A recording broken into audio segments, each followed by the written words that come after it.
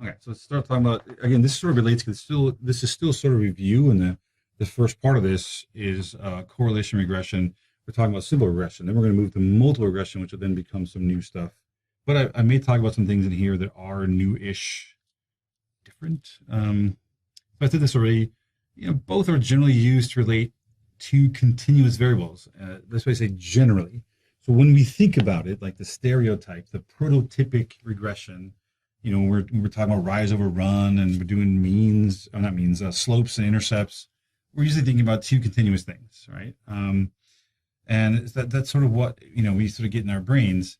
When we do a correlation, we want to know if two continuous variables are related. That if we're doing that, two continuous variables, it's usually the Pearson product moment correlation is one that is the most common, where we compute it for two continuous variables and we get a correlation for that. But there are others. I'll talk about those in a minute. Probably not today, but on Tuesday. Then you got regression, which is doing the same thing in terms of correlation. It's sort of trying to look at the degree to which the two groups relate to each other. It's doing it more directionally. You actually now have to pick. One is the predictor, one's the outcome. One's independent, one's dependent.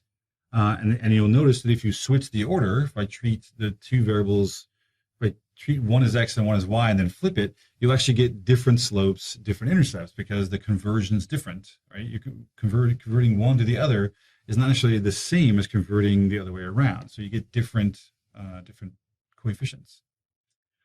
All right. Awesome. So what do we do with all this stuff? Well, you got these different types of correlation, and just again to make sure, in the middle, zero correlation. As you get down to the bottom, it's negative, and it has this pattern when it's negative, which means you have scores generally that are going from high upper left to lower right, and that's sort of general pattern. If they're positively correlated, then they start sort of lower left and go sort of the upper right.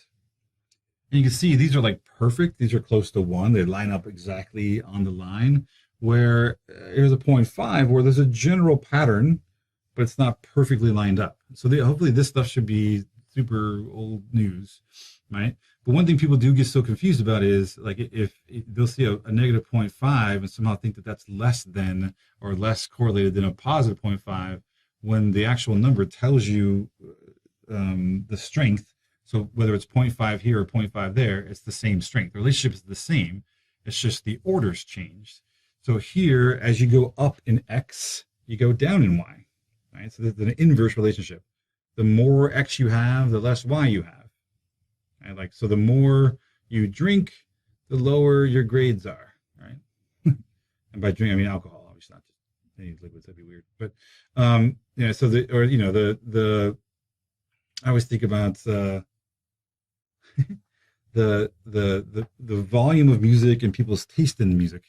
So the louder you play the music, the worse the music is typically. I don't know why that is. If you go by someone in a car, really loud music, usually pretty awful. So it's just, I don't know, it's a bad one. My kids get mad at me for that one too. Anyway, but that's what I think of it. So the reverse of this, when it's positive, think about the more exercise, the sort of healthy you are, or something like that. These are sort of positive. As one goes up, the other one goes up. More hours you study, the more points you earn on a test. Okay, so as you go up in one, the other goes up. So the positive ones are more direct. They're both going in the same direction, where the negative ones are going in opposite directions. One's going up and one's going down. Okay. And it really comes down to, when you're talking about up and down, what does that really mean? When you look at the covariance, which is here, actually here, it's talking about relative to the mean of the variable. So for any individual person, if both of the scores on X and Y are both above the mean, then it's going to contribute positively. If they're both below the mean, the same side of the mean, they're going to contribute positively. It's only when a person has a score on one variable above the mean and a score on the other variable that's below the mean that you start to get negative contributions to the covariance. That makes sense? So when I'm talking about high and low, it really is talking about, or in different directions, as scores here move above the mean on X, they're moving below the mean on Y. And when they're below the mean on X, they're moving above the mean on Y. So they're on opposite sides of the means of the two variables, and that's why you're getting negative contributions to covariance and eventually a negative correlation. Does that make sense? So if you think about, if I have X and Y as variables like this, that's, can you see it? Use green. I have X and Y, okay? And here I have my X mean, and my Y mean, say, somewhere down here, okay? Whatever it is. If a person comes along, I'll use a different color. A person comes along and they score here and here on the two variables, and they're both above the mean, they're going to contribute positively to the covariance, because look at the covariance, right? Because they're going to be above the mean, this is positive. They're going to be above the mean again, which is positive. So when they multiply a positive and positive, they're going to contribute positive number, okay? What if instead, another person, take a different color, that is, or use pink, they're down here and down there. It's still going to be positive, because looking at the covariance again, they're going to be below the mean on X, which is negative, below the mean on Y, which is also negative, but a negative times a negative, I'm going to get a positive contribution to the sum of products. It's only when you have somebody, somebody that, say, is above the mean here, but below the mean there, that you're going to have a negative contribution to its covariance. You're going to, because it's going to be, oops, one more. It's going to be a positive there, but this one's going to be negative, positive times a negative. You have a negative contribution. So what covariance and eventually correlation is doing is looking for, is there a pattern? If most people are above and above, or below and below, you're going to get a positive correlation, positive covariance. If most people are above and below, or below and above, you're going to get a negative covariance and eventually a negative correlation. So it's really looking for, where do people sit relative to the means on these two variables, and looking for patterns, right? Is it high, low, high, low, low, right? So it's looking for patterns. Now, when do you get a zero? Well, sometimes it's high, sometimes it's high, low, sometimes it's low, high, sometimes low, low. There's no general pattern. Sometimes people are on opposite sides of the means on the two variables. Sometimes they're on the same side. Sometimes, so you're getting a whole lot of nothing. It's not that everyone's at the mean, because that would also get you a zero, right? If everyone just scores right at the means of the two variables, it's just there's no pattern. There's no general pattern to where they are relative to their means. So it ends up being a zero relationship. Because look, as I go here, this person is low, low, but this person up here is low, high.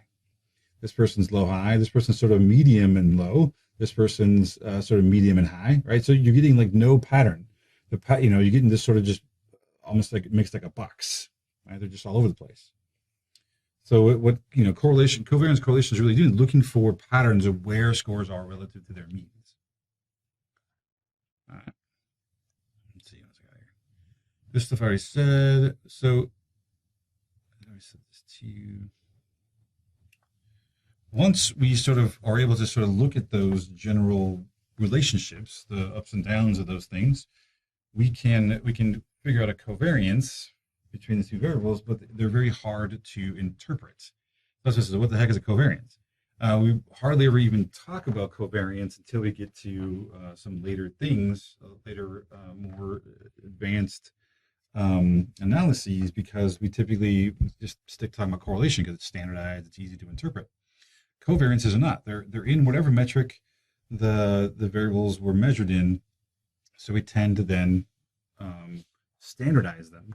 So in the same way we take scores and make them into z-scores to standardize them, we take covariances, divide them by, because how do you standardize things? Well, you divide by the standard deviation, right? Because when we have a z-score is a score minus the mean, and all this does is center it. We're just removing the mean of it, but then I'm standardizing it by dividing by the standard deviation for x. So this process of dividing by standard deviation is what we use to sort of standardize things. All that does, it's the same thing as saying, hey, look, I have this measure that's like, okay, 1, 2, 3, 4, 5, 6, 7, 8, 10, 11, 12. Okay, I have this thing. It's 12 inches long. And then I divide by the fact that the standard deviation is 12, and it tells me that this is 1 standard deviation. So the process of standardizing things is going from whatever metric it's in, we divide by the standard deviation, so it converts it over to single units. So instead of calling this 1 foot, instead of calling this 12 inches, we just call it 1 foot. But it's the same distance, same length, nothing's changed. We didn't move anything, we didn't do anything. It's the same length, right? It's the same distance from here to here. It's just we renamed it, we rebranded it. We said, no, it's not 12 inches, it's 1 foot. That's the same thing. Whenever we take a z-score, I have a score of 12. I divide it by my standard deviation of 12. It becomes 1 foot. Right? So it's a way of standardizing things. I know that person's score is exactly at the 1 standard deviation mark. Well, we can do the same thing because covariances include both x and y. We divide by both of their standard deviations, and we get a standardized relationship. So that's what correlation is. It's basically standardized covariance. All right. Sure.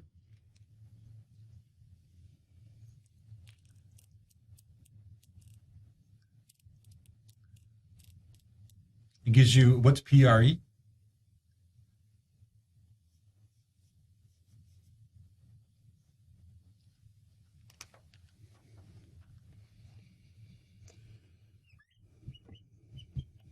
Yeah, so we back up. So what is PRE? I don't think I've heard that term before.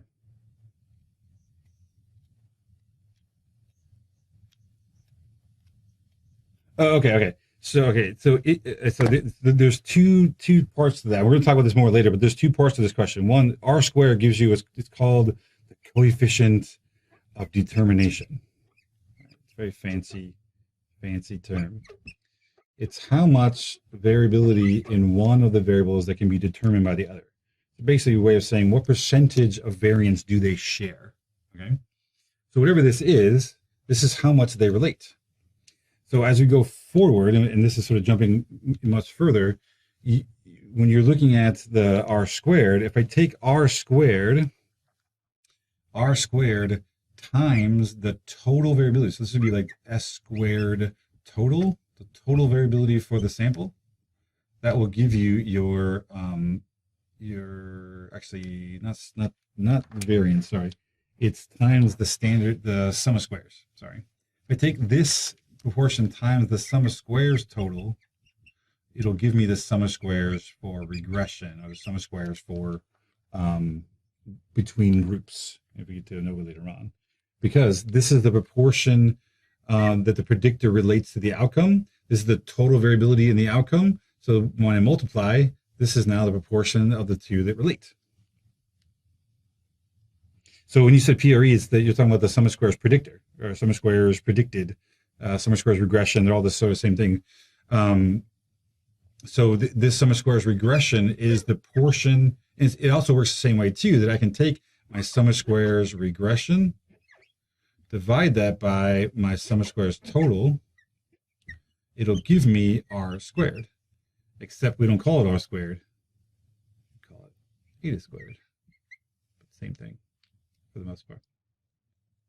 All right, so we started talking about correlation regression last time, and we were about here, and I was talking about all kinds of stuff. And the fun part about this class is it allows me to take topics that you've likely seen, especially early on, and just talk more about them, explain them in a different way than maybe you've heard before, and hopefully something sort of registers, I mean, sticks with you in a way that you maybe hadn't before. Because you're talking about correlation regression, especially simple linear regression. It's not, most people don't see it as super fascinating stuff because it's just simple and it's something you learn pretty early on as even part of a descriptive statistics course, maybe even the prereq for 100A. You may have already sort of gone through some of this stuff. But it is nice to sort of think about things. They oftentimes will give you, equations and stuff for covariance and correlation that make no sense. You get the right answer, but they don't really tell you what it is. So let's talk about, let's like run through an example of how all this works. So I have this data. This is something I use for my like 100A equivalent course. So it's real data, which is what I like about it. It's real data from like 1987, when the world and especially the United States are at like the height of smoking. Right? So it's on heart disease and cigarette smoking for 21 developed countries. I don't remember what all the countries are, but I do know the first one listed there with 11 cigarettes per adult per day is the United States. So that was the average. If you average over all the adults, your average adult smoked 11 cigarettes per adult per day. The first country, there were other countries we can mention sort of later on, but for the most part, we were the worst. And arguably a massive influence on the rest of the world in terms of smoking.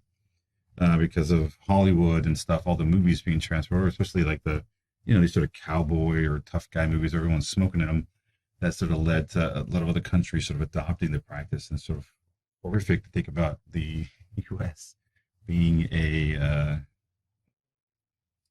influence in that way across the world, at least at this time. Okay? We can, like I'm sure you've done before and taken these sorts of courses with regression, we can plot them out. We can talk about each individual score. That's a combination of, all right, so this country's got 6 cigarettes per adult per day, and it looks like their mortality is about 13 or something like that. If you drop, if you go, sorry, if you go here, it's about 11, but we're predicting them on this line. We'll get to in regression at about 13 or so. So there's a difference between what we're predicting and where they are exactly. Again, so this point is one of these countries that we're talking about. They have their average is 6 cigarettes per adult per day, and their mortality is somewhere about 11 or so. So if we look back at the data point, it looks like it's probably this country here, 6 cigarettes per adult per day, and 11 deaths from coronary heart disease. And this is per 10,000. So this is not the exact number. It's just been, they cut the zeros off. So it's like 11 deaths, something per 10,000 as a way of not having to deal with these massive numbers. Okay. Looking so far? So what we want to do is then figure out are these two things correlated? So if I want to go back and I want to apply this equation, right, I want to find out the correlation between these two. I need to find the covariance, and I need to find their standard deviations. Go back even one more step. To do that, I need to first find the sum of products. Okay, sum of products. That means I need, from this data, I need their means, which I have here, and I need their standard deviations, and I can figure out their covariance. So let's do this. I'm going to do a couple so we can sort of see what they look like. And then once we do that, I actually have the rest of it sort of out so you can actually see it. But if I wanted to get what would it be if I wanted to figure out the D for country number 1, which is the United States, I want to figure out their product, the product of their deviations. What would I do? Well, first I would need an X minus X bar column like that. I would need a Y minus Y bar column. And so to do that for country number 1, I would take 11 minus its mean. So it's going to be 11. I'm going to take 11. I'll just write this out. I'm going to take 11 minus the mean of this country. Of all the countries which is there. So what is that score? What is the deviation there? So I'm going to take 11 minus 5.925 equals 5.075. So for US, the deviation here is 5.075. Okay. And then for coronary heart disease, I'm going to do the same thing and take here. I'll even do a different color. Well, I have them. Take this score here, which is their coronary heart disease deaths per 10,000, and subtract the mean here, which is the average number of coronary heart disease deaths per 10,000. And so 26 minus 14.524.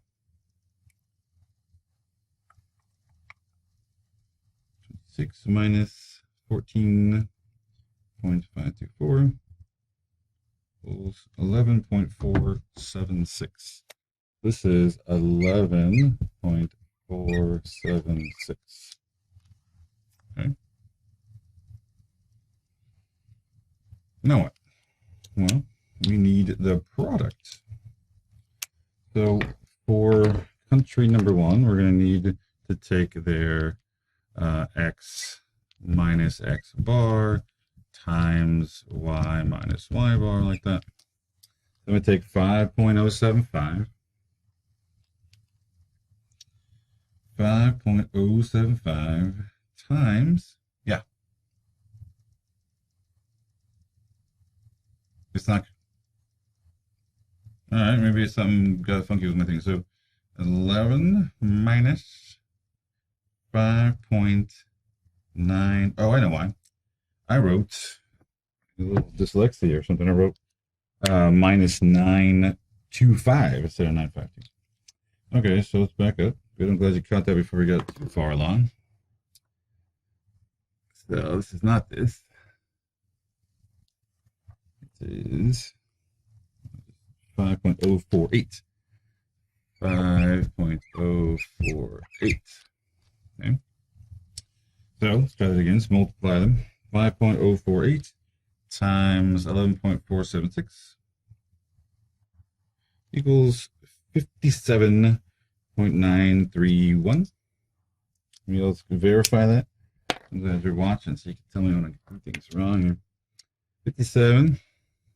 I mean that sincerely. That wasn't like sarcastic. When you write on a whiteboard or chalkboard in front of a class or in front of a, it's like you got to subtract a good 30, 40 IQ points when you're working on a board. Just how it is. Just if you're working with a handicap or something. So I'm good. All of you should carefully watch what I'm doing to make sure that I'm doing it correctly. So this is then the product for the United States, for the first country. That makes sense. Any questions about that besides the fact that this number was wrong at first? Okay. So if we had all the time in the world, and we could go through and by hand do that for every single country, we would keep doing that. For the next country, it'd be 9 minus the same 5.952. And the same thing. So these three countries, each interesting thing is that these three countries here would all get the same deviations, right? So with these three countries, right? So we start to see some repeats because they have the same numbers. Look at all these 5. We get the same deviations for that all the way down. All right. So there is some things that will start to repeat, become a little easier. You still got to write them out. You still got to multiply them to get their products. All right. Questions about any of that stuff? Or erase. So to get the sum of the product, so the question is that for confusing sum of products? So it is, but it's just one part. Because you remember the sum of products, the actual equation is the sum of xi minus x bar times yi minus y bar. So that means that for every, in this case, country, participant, score, I'm going to take the score on X minus the mean on X times that same country score on Y times the mean on Y. So I'm doing that for every single country, and so that's each country's product. And what makes it the sum of products is once I have those, right, for every country, I'm then going to add them all up and get a sum. And that's the sum of products. So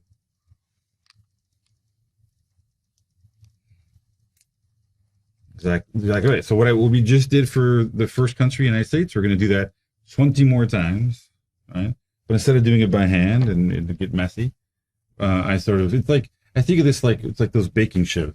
Like we're starting to make a cake and I'm like, I happen to have one already done in the oven and here it is. You know, so like you can see the end product, having to wait, you know, the half hour or whatever for it to bake. So here's our cake already pre-made behind the scenes, right? Boom, all done. Okay. So you got 5.048, which is the correct number. I'm glad you caught that.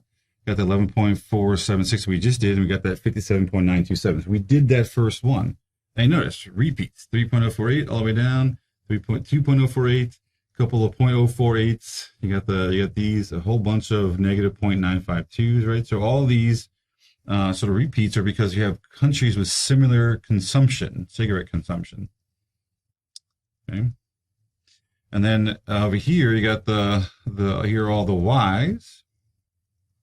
And what you notice is that the overall sum is positive.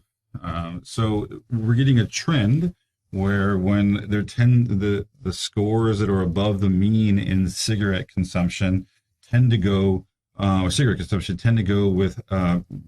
countries that are above the mean for coronary heart disease. It's not always the case because sometimes we get a couple negatives, a negative there, negative here, negative here. This country was above average on cigarette consumption, but below average on coronary heart disease. So you got a negative. This is essentially close to zero, right? They're both, you know, pretty small numbers. This one's actually better. This one's so close to zero that it's basically at the mean. And you got a 3.311 because they were below the mean on coronary heart disease. I'm sorry, on cigarette consumption, but above the mean on heart disease. That's why you got a negative. So there are some negatives sprinkled in here, so it's not perfect, but the overall trend is we're getting a positive sum of products. Right? Most countries are contributing positively to that sum. With me so far? So we did this, and I did this in Excel, so I'm assuming it's more correct than I did it by hand with my calculator. So, all right, so these are all, we're rounding to 3 decimals, so yeah, we could be more precise if we wanted to take it out more. And most programs, Jamovi, SPSS, Excel, they're carrying like 6 or 8 or 10 or some ridiculous number of decimals. But to me, 3 tends to be enough because at the end, if we want to round to 2, carrying the 3 sort of makes sense. But this number here, this is the sort of magic thing that we want for out of this whole thing. It's a whole long process to get the products and then sum them up. But this sum of products now is the main thing. So we have this sum of products. Here, I'll do this. Our sum of products is, write it here. Sum of products equals 222.524. All right, so now what do we do with the wrong button? What do we do with the rest of that? I wanted to take these off. There we go. So remember our R. For R, we need the covariance of X and Y over Sx, Sy. Before that, we need to calculate the covariance. Somebody moved the camera on the top part of the board. It's sort of cut off for some reason. All right, there, that's better. We have the products. So this is 222.524 divided by, we had 21 countries. This is going to be divided by 20. So what is 222.524 divided by 20? 222.524 divided by 20 equals 11.126.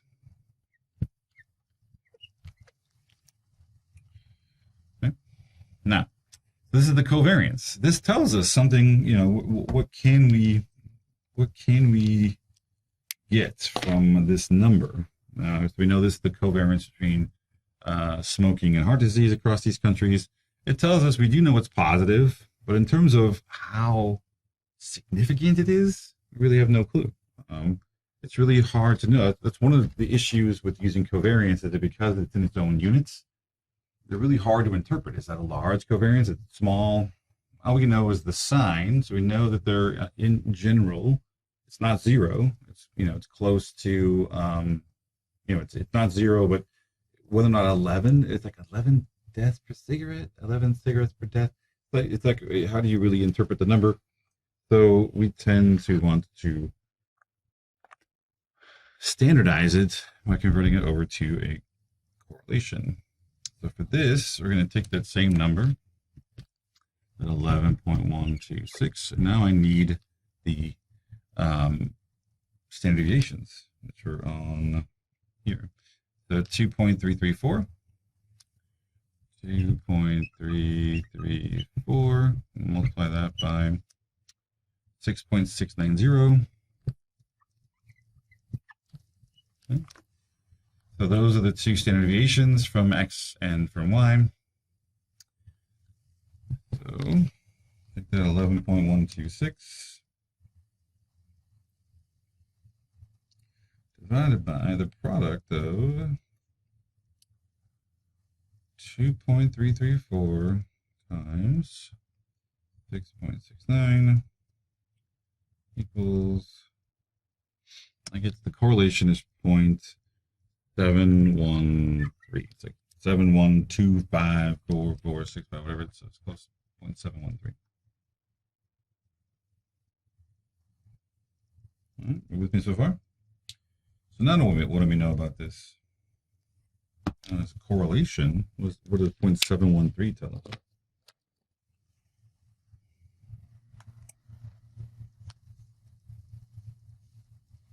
Yeah, I mean, we know it's definitely positive, and now this is closer to 1 than it is 0, so it tells us a pretty strong correlation.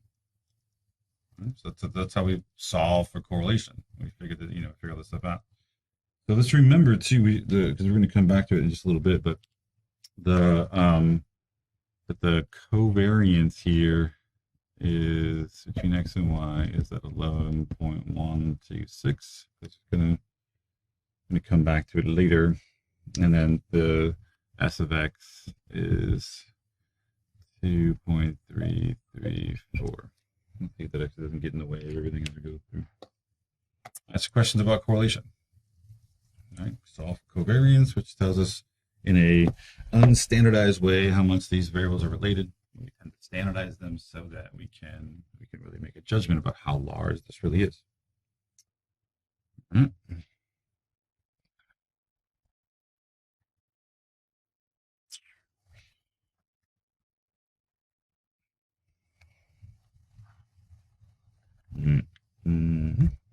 And again, oops. Okay, so now let's switch over to linear regression. How is that different? Right? Well, they're not that different, right? It's just one extra little bit of information, which is, instead of thinking, hey, I just want to know if these variables relate, I actually want to know if one of them predicts the other, and it actually matters which is which. Now there is an independent variable and a dependent variable, right? There's a predictor and an outcome. So that's all we're doing, is changing from, are they co-related, to is one predicting the other.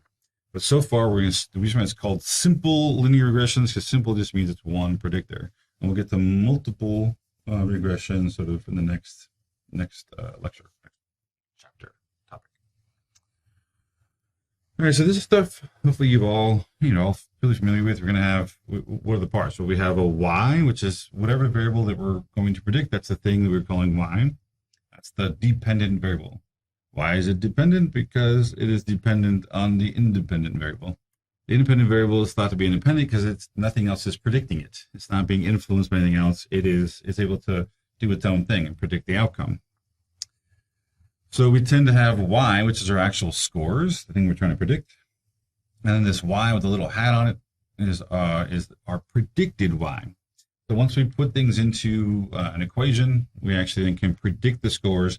These are the points that fall exactly on the line in the regression equation. Okay. Sometimes you'll see it as y with a little apostrophe, like they call it y prime instead of y hat.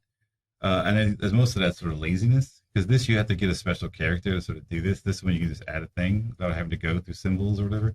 So sometimes you'll see me use this instead because it was just either lazy or it's too hard to get this to sort of pop up into a table or something. So this is the basic equation that you've seen, you know, once times. You have our predictor, the independent variable, going to predict this outcome. This is not the outcome. This is the predicted outcome. This is how much of y we can actually predict with x. That's the part of y that x relates to. Okay. So this is the predicted value of y. So like we can actually get CHD mortality and actually draw a line through it and actually get a prediction. X is the predictor. So B here is the sort of converter. It's the thing that actually we're trying to convert cigarette consumption to death. So this is the thing that's converting it. This is the slope. This is the conversion that we're using to take our cigarettes, convert it over to death for 10,000. And then A is the part that sort of, it moves the line up or down. We know it as a sort of y-intercept. But think of it, we have one coefficient that moves the line this way, and we got one coefficient that moves the line this way. And those are the two things we're trying to compute. The slope is the one that sort of deals with how steep or shallow the sort of line is, and the intercept is sort of moving things up and down, sort of to get it to go through the points in the right way. All right. You also think this is sort of the baseline, and this is sort of how much the two are related.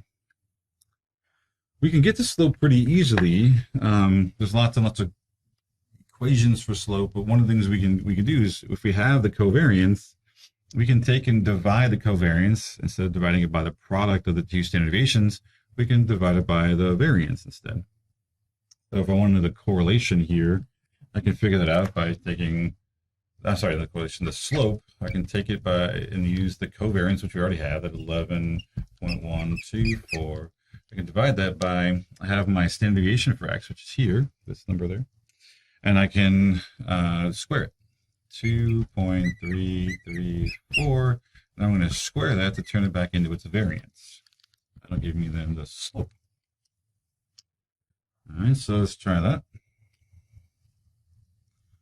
11.124 divided by 2.334. I'm just going to square that number.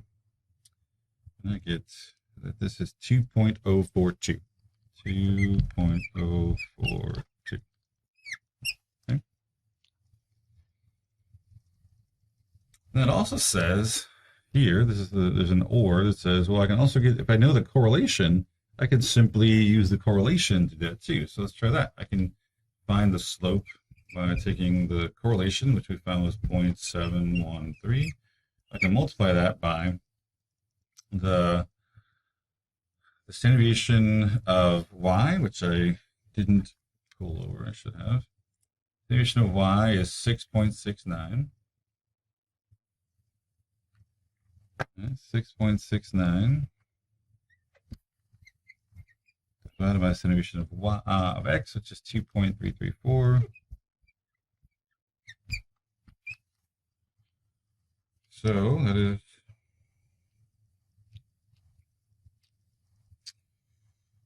713 times 6.69 divided by 2.334 equals 2.04. Here I get 2.044. It's slightly different. Let's do it this way. Yeah.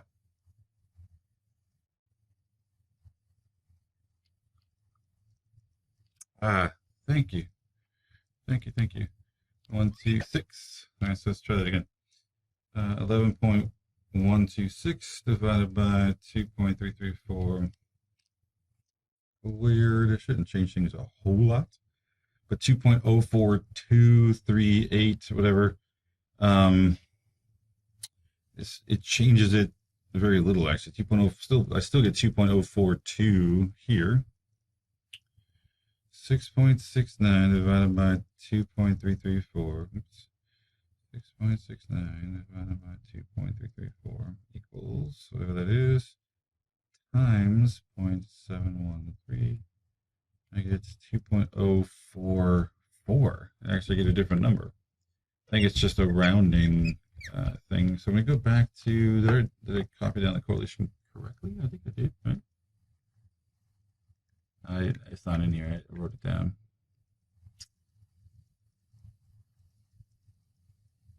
check. Maybe it's just I'm guessing it's probably because I'm rounding everything to 2 decimals. We're getting some weird stuff going on. 2 divided by 2.33. 2.524 divided by 20 equals 11.1262. All right, so 11.126.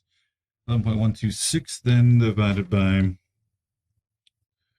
126 divided by the product of 2.334 times 6.69 equals 0.7125446. Yeah, so 0.713 is what we're getting for correlation. So that makes sense so far. Yeah. That stuff. I mean, it's not worried about it too much. This, because we're only estimating to 3 decimals, really only these 2 are then really sort of reliable, right? Because we're not carrying more than 3. So we're getting about the same number, 2.04, just a little bit off in the 3rd decimal place because of some of the multiplying here and stuff, but otherwise, it's all good. Once you have those numbers, once you have the slope, we can find the intercept by simply starting with the mean of the outcome. Go back, find out what that is. Was it? The mean of the outcome was 14.524. So let me put it down here too. So this is 14.524 for x is 5.952. All right, let's go back to everywhere. Keep going back and forth. For this, I'm going to take my mean here, 14.524.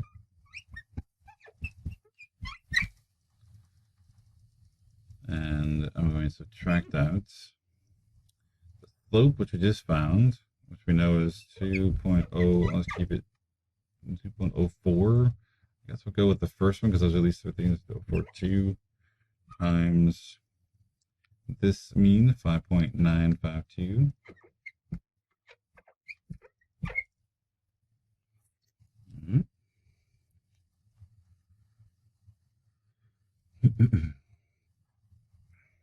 I guess 14.524 minus the product of 2.042 times 5.952.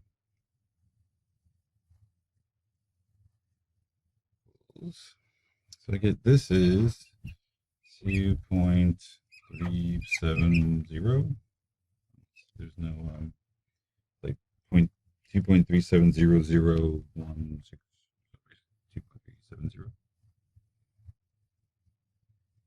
Which means I now have an equation. I have a y predicted equals 2.042 times x plus 2.370. How do I interpret this thing? Tell me. Okay, so pause there for 1 second. So you're absolutely correct. So I'm going to repeat what you said. The intercept tells us that for CHD mortality, that's the number of deaths per 10,000 we would expect, right, for a country that had no smoking. So even if they had 0, their average was 0 cigarettes per adult per day, we would still expect 2.37 deaths from coronary heart disease, which tells us that, one, cigarettes are likely a large contributor, but 2, there are other things that contribute to coronary heart disease besides just smoking. Right? This does not go down to 0. There is a baseline, even if we had an imaginary country in which there are 0 deaths. This is what we expect. All right, so now continue. So what about the 2.042? What does the slope usually tell us? All right, so you're correct. I'm gonna change what you said just slightly, which is for every increase in 1 cigarette per adult per day on average, because remember these are averages because we're doing countries. So one, as the average goes up 1 cigarette per adult per day, we would expect an increase of roughly 2 deaths per 10,000. 2.042 deaths. Okay. Looking so far? Pretty straightforward.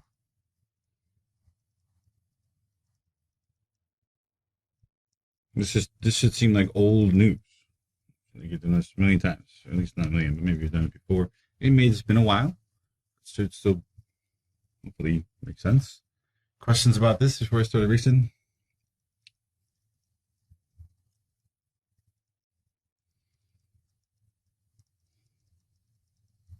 Now, I'm going to write up here similar thing. This is the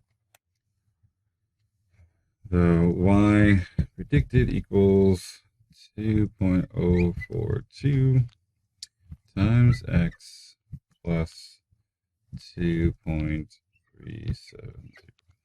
That's our equation. We'll talk about some other stuff that affects these things.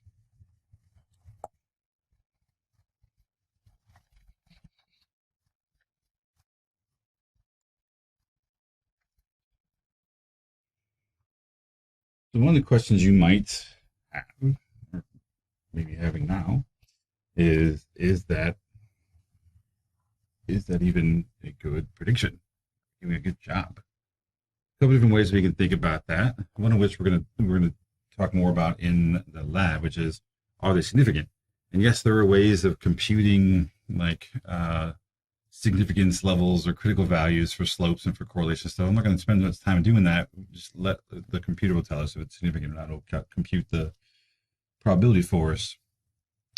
But even that doesn't tell us. It just tells us it's not likely to occur by chance. But is it large? Is it big? Is it enough to worry about? Should I quit smoking because of what's happening in this equation? We need to think about that a little more. Think about it in different ways, right?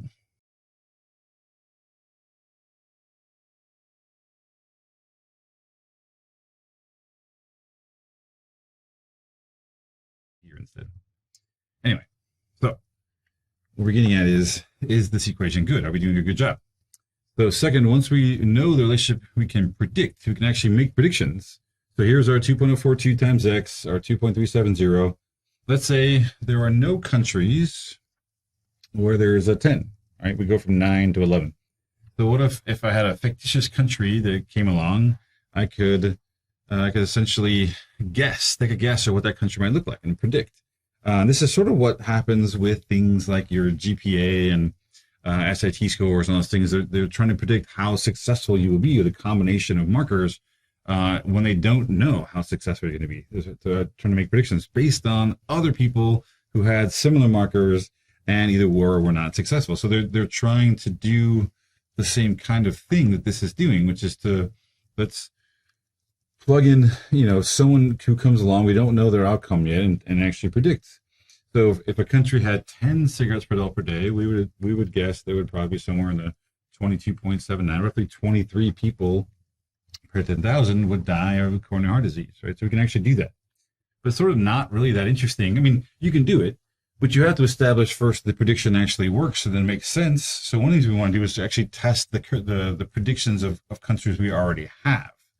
So like for Finland, for instance, they have 6 cigarettes per adult per day. That's their X value.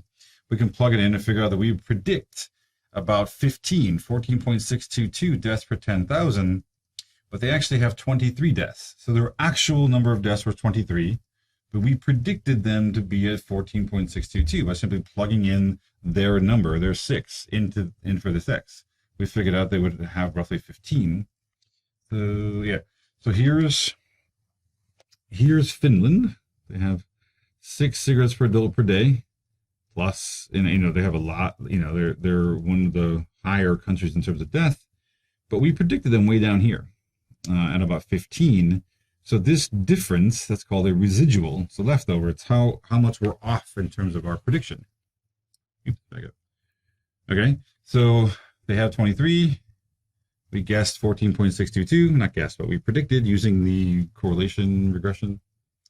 So Finland has a residual error of 8.378. So we were off by more than 8 deaths per 10,000.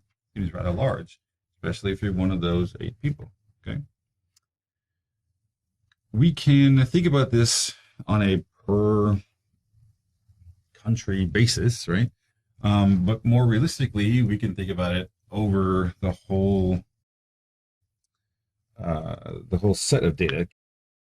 Well, when we predict, when we actually get a y predictor for any given x, we will sometimes, actually almost every time, we're going to be in error. It's very unlikely we're going to make our prediction exact for lots of reasons. One of which is, look, there's another country here that had 6 cigarettes per adult per day, and they're actually below, right? So we're getting 2 bits of information, one high and one low, for the same input.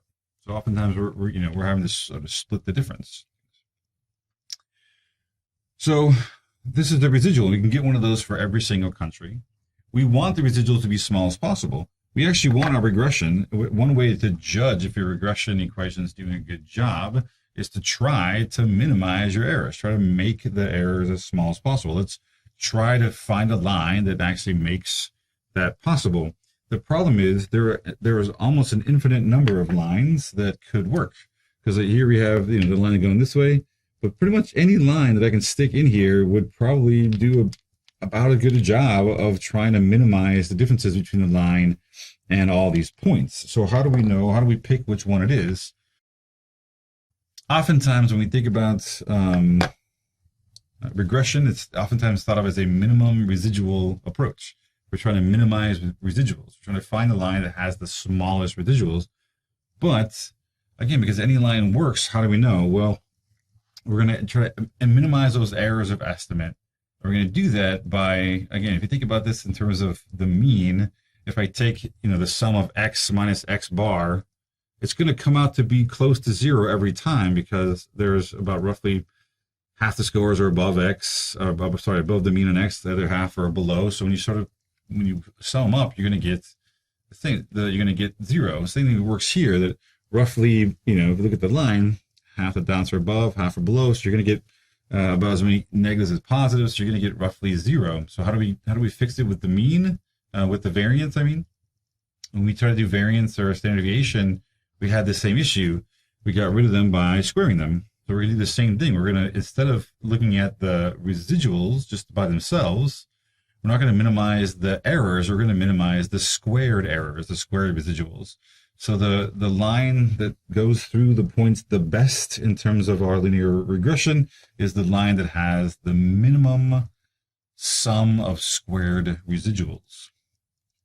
Okay, so we want to find a regression line, which is what we already found. Using the approach we have, finds the line that minimizes this whole thing. The sum of squared deviations between the scores and the predicted scores is called the sum of squared residuals, oftentimes called SS residual. Right? This is the sum of squared residuals between the actual scores and the predicted scores. This is why, again, the regression line often is called the least squares line, or the minimum residual line. The least squares, because we're trying to find the line that gives us the least sum of squared residuals. All right, so far so good.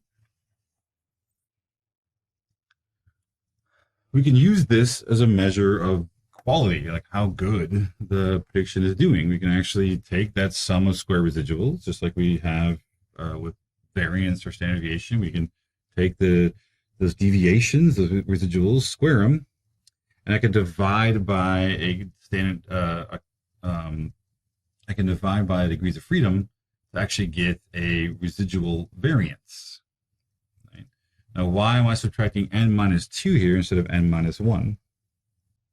Yes, because both x and y, but more specifically because in order to find these values, especially the predicted values, we had to calculate the mean of x and the mean of y, both of which then detract the degree of freedom, because we had to calculate those things first before getting to calculating the residuals, the square residuals. All right, so I can take the sum of squared residuals divided by this n minus 2. That'll give me residual variance. Okay. And then once I have the residual variance, like with any variance, I can take the square root and it'll give you something called the standard error of estimate. So this is it's a common practice to look at the size of the standard error of estimate to see if it's sort of big or small. So oftentimes when you see predictions reported, it'll be, oh, we predict X plus or minus 2 or plus or minus 5. That plus or minus you're seeing in their prediction is this sort of standard error estimate. It's the window around sort of, you know, how good their prediction is. We want this to be as small as possible, but it's also relative. What is big or small is really depends on the data you're talking about, what's being predicted.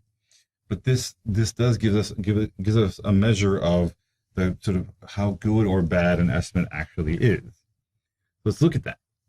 So here's that equation that we figured out. The 2.042 times x is plus 2.37. So to do this, we actually have to make a prediction for every single country. I'm not going to do it for every single one, but let's take and plug in our United States. So if I take my 2.042 times 11, which is the United States score, and I'm going to add in our baseline, the 2.37 plus 2.37 equals 24.832. So here is my predictions. This is my y hat here, right? So 24.832, 24.832 is my prediction for the US. All right. Now I need y minus y bar. I need the actual deviation. So for that, I'm going to take my 26, which is the actual score, and I'm going to subtract out the predicted score. So 26 minus 24.832, whatever that is. 26 minus 24.832 equals 1.168. Okay, so we were off by it's a little over 1 death for the US, 1.168. And then of course I need this, in order to do this, to sum it all up, I need to then take this and square it. Oops, square the whole thing. Okay, so you can't see that because it's off. I don't know why this thing, I gotta fix it for next time. Hold on, let me fix it. There's actually more glass that is being shown. So I'm not sure why it got like shrunk in. So this is y minus y bar, and then I'm going to square it. So I'm going to take each one of those, points, the 1.168 here, 1.168. I'm going to square it. It's 1.364. 1.364. Right, and that's how I get that's my residual, my squared residual for the US in this data set. Now, I guess need to repeat this process another 20 times. I'm not going to do that by hand. It takes too long. I don't want to sit here and have you watch me write numbers down for a long time. But again, here's the cake already in the oven. All right, so there's the 24.832 is what we predicted. That's the residual, and we squared it. Next country, we plugged in 9. We got 20.748. We subtracted y and y predicted, got this residual, squared it, and keep going. Now, for the countries that have small residuals, we actually did really good. We actually got really close to predicting those countries. For the ones with large residuals, like this one, 73.616 or 91.776, we were way off.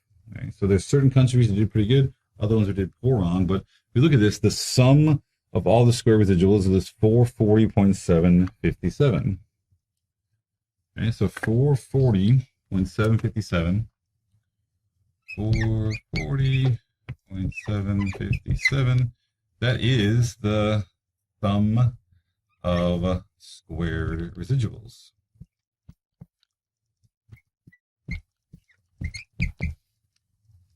So now I need to divide that by n minus 2, which in this case is 21 minus 2 is 19.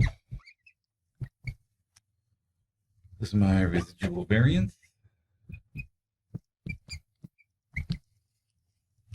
So just plug those in.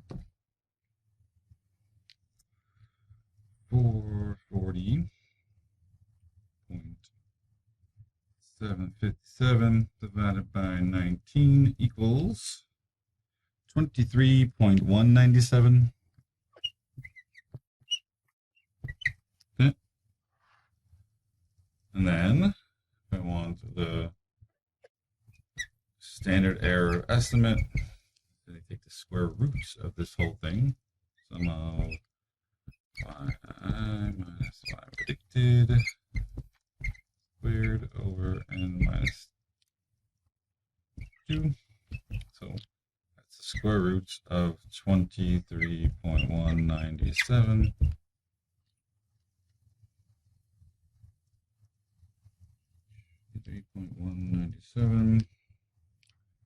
Square rooted is 4.816. So how do I interpret this thing? That's exactly right. On average, our prediction is 4.816 away from the actual score. Right? So think of this as coronary heart disease deaths, right? So when we're predicting deaths per 10,000 in these countries, we're off by roughly 5 deaths, plus or minus. Some countries are over 5, sometimes we're under 5, but we're off by about 5 deaths on average. Again, that seems like a lot.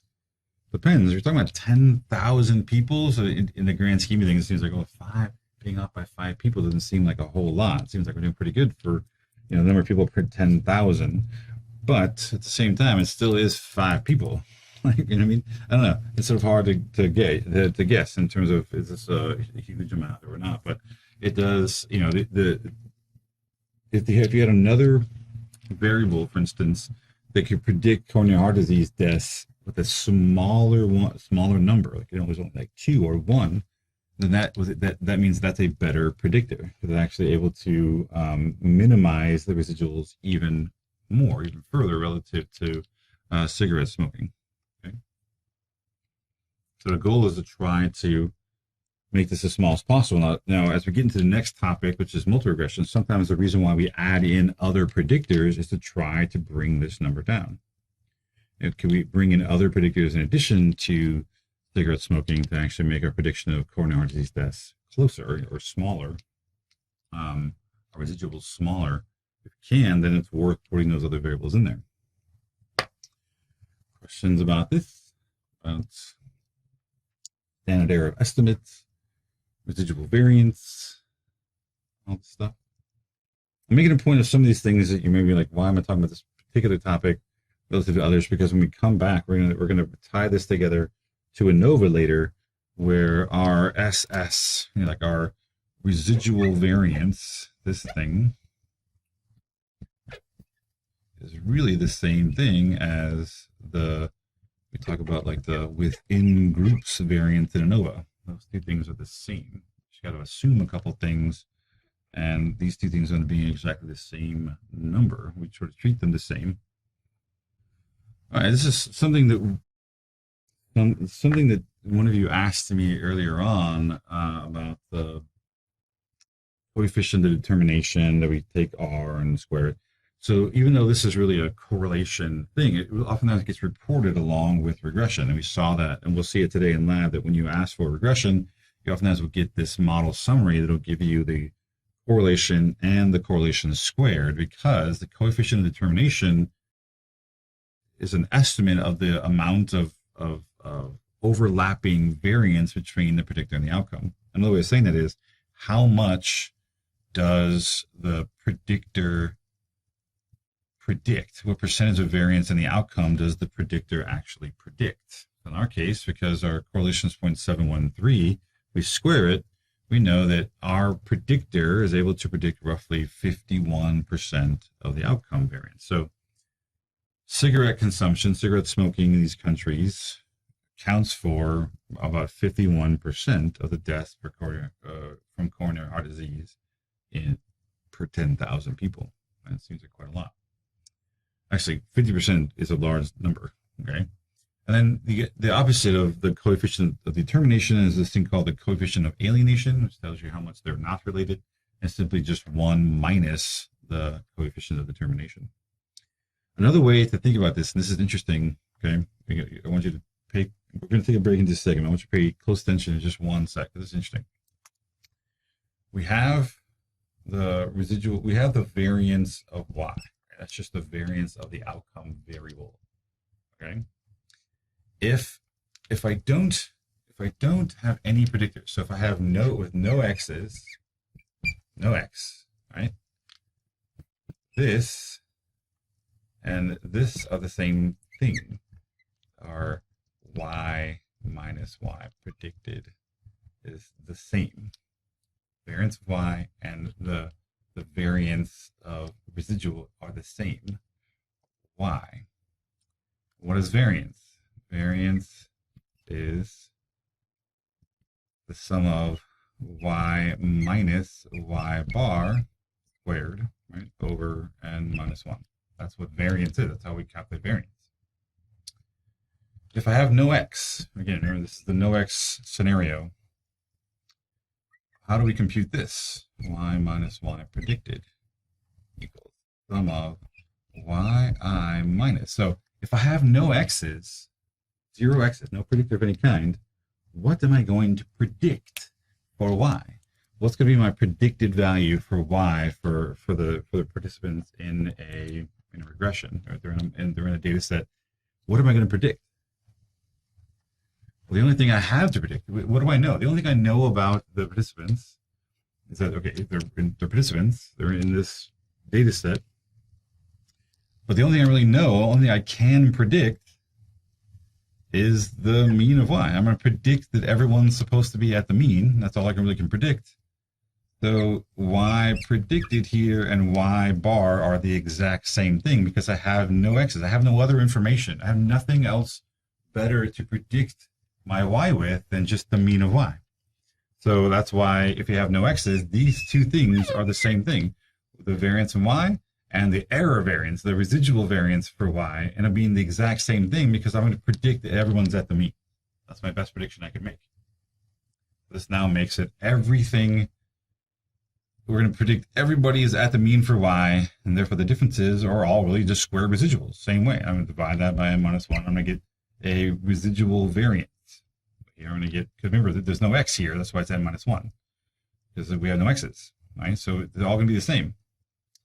Now, what happens with x? When I bring an x in with an x, they're not the same anymore. They start to deviate. This is no longer the same as these two things. Here's the cool part. Okay, how much does x change the residual or my residual variance away from my y variance? How much does x actually change this? Does it reduce? Because right now, remember, 100% of the variance is error. 100% of the variance is residual. Well, now I have my variance. Well, how much have I reduced the overall variance to just the residual? How much better am I doing? How much have I lowered the residual variance? Well, I'll know that by r squared. R squared tells me the percent of variance that I changed my total variance to residual. How much did x actually explain? Well, it reduced the total variability down to the residual variability by this percent.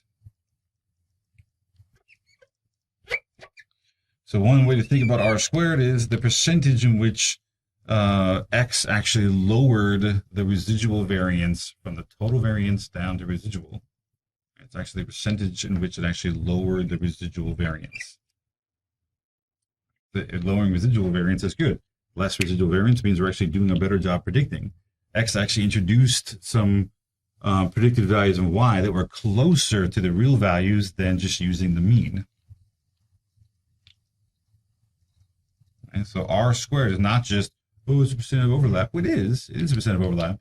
You can also think about it's the amount in which x reduced the error in predicting y. Questions about that? No, it's like a little deep, maybe. But has anybody ever heard it explained that way before? So R squared and A squared are the same thing for the most part.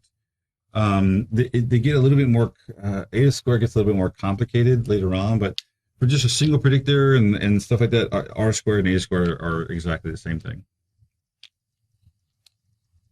To the point where with regression, we're going to actually have an ANOVA table, and you can actually compute the R squared the same way you would A squared, and it comes out the same exact way. Everything's sort of the same.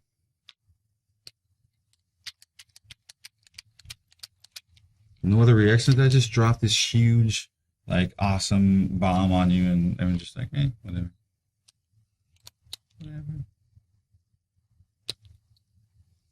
That makes sense. It's cool, right? I mean, that's actually why R squared, it gets reported so strongly, because it actually tells you a lot about the quality of the prediction. If R squared is large, at least relatively large, then we know that X actually reduced a lot of the error. It actually made the prediction of Y better. It actually did a good job of actually reducing the residuals away from the total variability, which is where it would be if we had no X. Everything is residual if we had no X. So how much did X actually introduce in terms of reducing or making the prediction better, reducing that standard error of prediction, standard error of estimate? There's a few more slides. One of the things I do want to mention is just so before we come out, because there's a few more slides to talk about in this. Like, I think we're on 25. I think it goes to 30. So we'll wrap up a few more of these before on Thursday. But before we do that, since the one that I added on, the one that I posted originally, actually, here, I'll take myself out of it. Look at these. There's 1, 2, 3. That's it. There's 3 slides that I added to it, because when I started thinking about going to multiple regression, I realized a couple things I wanted to talk about here first. So I inserted in 26, 27, 28, those 3 slides were not in the original one that I posted. So take a look at those and make sure you have the new version that has these slides in it. We'll talk about these 3 slides and a couple more on Thursday before moving into multiple regression.